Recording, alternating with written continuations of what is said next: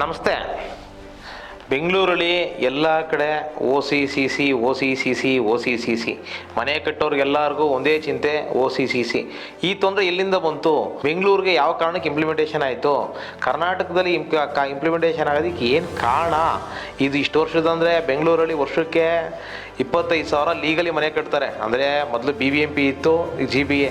BBMPಲಿ ವರ್ಷಕ್ಕೆ 15,000 ಮನೆ. Baiyappa, BMRDA, STRR, BMICPA, Anekal planning authority, Nelamangala planning authority ಎಲ್ಲ ಸೇರಿ ವರ್ಷಕ್ಕೆ ಲೀಗಲಿ ಮನೆ ಕಟ್ಟೋರು 25,000 ಜನ, ಇಲ್ಲೀಗಲ್ ಮನೆ ಕಟ್ಟೋರು ಒಂದು 15,000 ಜನ. ಟೋಟಲ್ ವರ್ಷಕ್ಕೆ ಒಂದು 40,000 ಜನ ಮನೆ ಕಟ್ತಾರೆ. 40,000 ಜನ ಮನೆಗಳಲ್ಲಿ ಇವತ್ತುವರೆಗ ಈ ತೊಂದರೆ ಇರಲಿಲ್ಲ. ಮನೆಗಳಿಗೆ ಅಂದರೆ ಟ್ರಾನ್ಸ್ಫಾರ್ಮರ್ ಬರೋವರೆಗೂ ಕೂಡ ಯಾವ ಟ್ರಾನ್ಸ್ಫಾರ್ಮರ್ ಏರಿಯಾ ಬಂದರೂ ಮಾತ್ರ ಸ್ವಲ್ಪ ದಿನ ಕೇಳ್ತಾ ಇದ್ರು. ಟ್ರಾನ್ಸ್ಫಾರ್ಮರ್ ಒಳಗಡೆ ಇದ್ರೆ OC/CC ಅವಶ್ಯಕತೆ ಇರಲಿಲ್ಲ. ಏನು ಪ್ರಾಬ್ಲಮ್ ಆಯಿತು? Supreme court order. ಮನೆಗಳಿಗೆ ಯಾವುದೇ ರೀತಿಯಾದಂಥ OC/CC ಅವಶ್ಯಕತೆ ಇವತ್ತಿಂದ ಯಾವ ಗೌರ್ಮೆಂಟಲ್ಲೂ ಕೂಡ, ಗೌರ್ಮೆಂಟೇ ಆಗಲಿ ಯಾವುದೇ ಅಧಿಕಾರಿಗಳೇ ಆಗಲಿ, ಗೌರ್ಮೆಂಟ್ ಬ್ಲೇಮ್ ಮಾಡೋದಕ್ಕೆ ಅಂತಲ್ಲ, ಇದು ಇರಲಿಲ್ಲ.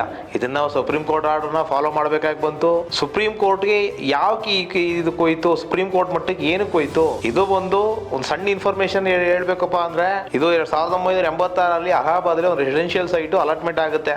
ಆ ರೆಸಿಡೆನ್ಷಿಯಲ್ ಸೈಟ್ ಅಲ್ಲಿ ಕಮರ್ಷಿಯಲ್ ಆಕ್ಟಿವಿಟಿಗೆ ಬಿಲ್ಡಿಂಗ್ ಪ್ಲಾನ್ ತಗೊಳ್ಳಿ, ರೆಸಿಡೆನ್ಷಿಯಲ್ ಪ್ಲಾನ್ ತಗೊಂಡು ಕಟ್ಕೋತಾರೆ. ಅನಾಥರೈಸ್ ಕಟ್ಟಿದ ಅಸೋಸಿಯೇಷನ್ ಕಡೆಯಿಂದ, ಇನ್ನೊಂದು ಕಡೆಯಿಂದ ಎಲ್ಲರೂ ಅಬ್ಜೆಕ್ಷನ್ ಹಾಕಿ 2014 ಅಲಹಾಬಾದ್ ಹೈಕೋರ್ಟ್ ಅಲ್ಲಿ ಅದು ಇದಾಗಿ ಅದನ್ನ ಡಿಸ್ಮ್ಯಾಂಟಲ್ ಮಾಡಬೇಕು ಅಂತ ಆರ್ಡರ್ ಆಗುತ್ತೆ. ಅದು ಹೋಗಿ ಇಲ್ಲಿಂದ 2014 2025 ವರ್ಗು ಕೂಡ ವ್ಯಾಜ್ಯ ಹೀಗೆ ಹಿಂದೆ ಮುಂದೆ ನಡೆದಿ ಅದನ್ನ ತೆರವುಗೊಳಿಸಬೇಕು ಅಂತ ಮತ್ತೆ ಸುಪ್ರೀಂ ಕೋರ್ಟ್ ಅಪೀಲ್ ಹಾಕೋತಾರೆ. ಸುಪ್ರೀಂ ಕೋರ್ಟ್ ಅಪೀಲ್ ಹಾಕೊಂಡು ಸುಪ್ರೀಂ ಕೋರ್ಟ್ ಅಲ್ಲೂ ಕೂಡ ಅದನ್ನ ತೆರವು ಮಾಡಿಸ್ಬೇಕು. ಸುಪ್ರೀಂ ಕೋರ್ಟ್ ಅಲ್ಲಿ ತೆರವು ಮಾಡಬೇಕಾದ್ರೆ ಸಿಂಗಲ್ ಬೆಂಚ್ ಅಲ್ಲಿ ಏನಂತ ಆರ್ಡರ್ ಆಗುತ್ತೆ? Without plan sanction, without commencement certificate, without occupancy certificate power ಕೊಡಬಾರ್ದು.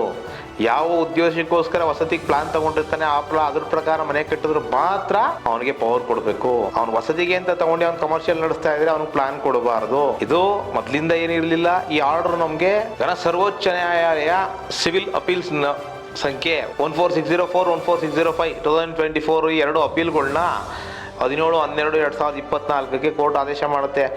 ಏನಂತ ಆದೇಶ ಮಾಡುತ್ತೆ? ಪ್ಲಾನ್ ಇಲ್ದೇನೆ, CC ಇಲ್ದೇನೆ, OC ಇಲ್ದೇನೆ ಯಾವ ಉದ್ದೇಶಕ್ಕೋಸ್ಕರ ವಸತಿ ಪ್ಲಾನ್ ತಗೊಂಡಿರ್ತಾರೆ ಅದೇ ಉದ್ದೇಶಕ್ಕೆ ಪ್ಲಾನ್ ಪ್ರಕಾರ ಕಟ್ಟಿದ್ರೆ ಮಾತ್ರ ಪವರ್ ಕೊಡಬೇಕು. ಡಿವಿಯೇಷನ್ ಇದ್ರೆ ಪವರ್ ಕೊಡಬಾರ್ದು.